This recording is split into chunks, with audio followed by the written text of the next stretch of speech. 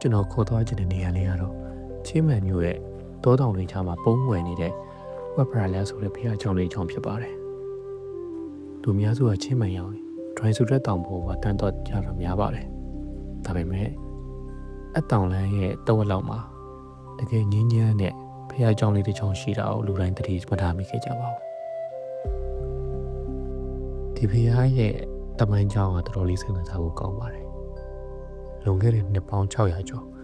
8300ခန့်ကအနန္ဒာမင်းကြီးလက်ထက်မှာပေါ့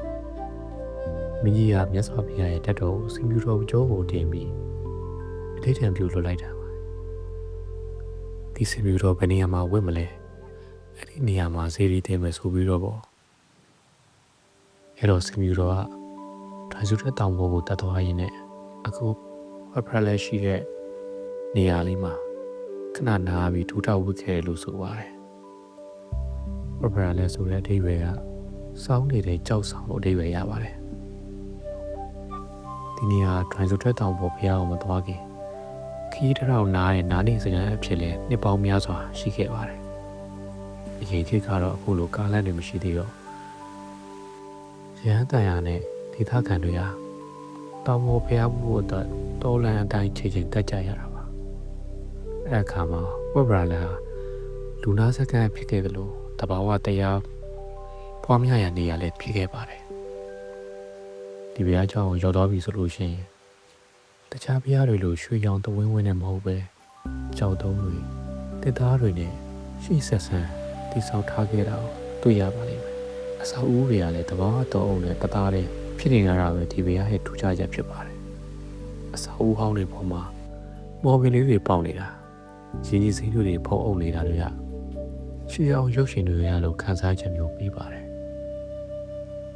တစ်ချက်တတိထားကြည့်ရင်ဒီမှာမြန်မာလက်ရဒေါင်းရုပ်တွေငကားရုပ်တွေအမိုးပုံစံတွေအများကြီးတွေ့ရမှာပါဘာဖြစ်လို့လဲဆိုတော့1900စုနှစ်နောက်ပိုင်းမှာမြန်မာကုန်တဲ့တယောက်ကဒီဘုရားကျောင်းကိုပြုပြင်မုံမှန်ခဲ့လို့ဖြစ်ပါတယ်အဲချိန်ကတစ်ကုန်တွေကချင်းမိုင်မှာလာရောက်ချိန်ကြရင်ဘုရားကျောင်းတွေကိုလှူခဲ့ကြပါတယ်ဒါကြောင့်လဲကျွန်တော်တို့မြန်မာလူမျိုးတွေအတွက်တကယ်ကိုရင်းနှီးနေတဲ့ပြည်သူကလက်ရမျိုးတွေကိုထိုင်းနိုင်ငံတောအုပ်ထဲမှာဆန်းဆန်းပြပြတွေ့မြင်ရတာဖြစ်ပါတယ်ကျွန်တော်အတွက်သဘောကျတဲ့အပိုင်းကတော့ဘုရားကျောင်းပြီးမှစီးဆင်းနေတဲ့ရေတကုံတန်လေးဖြစ်ပါတယ်ဘုရားကျောင်းတွေကိုဝင်ကြည့်လိုက်တာနဲ့ဒီလိုတွေကကြောက်ဆောင်တွေကြားနေစီးကြနေတာကိုမြင်ရပါမယ်အဲဒီရေတကုံထိတ်ကနေလှမ်းကြည့်လိုက်လို့ရှိရင်ရှင်းမိုင်တစ်မျိုးလုံးကိုတောအုပ်ကြားနေရတယ်မြင်ရတာတကယ်ကိုရင်သက်ရှုမောစရာပါ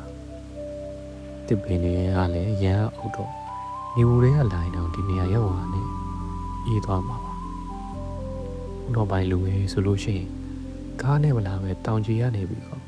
ဘုတ်ထရီလို့ခေါ်တဲ့တောလိုင်းအတိုင်းခြေချင်းတက်လာခဲ့ကြပါတယ်တစ်ပင်တွေမှာ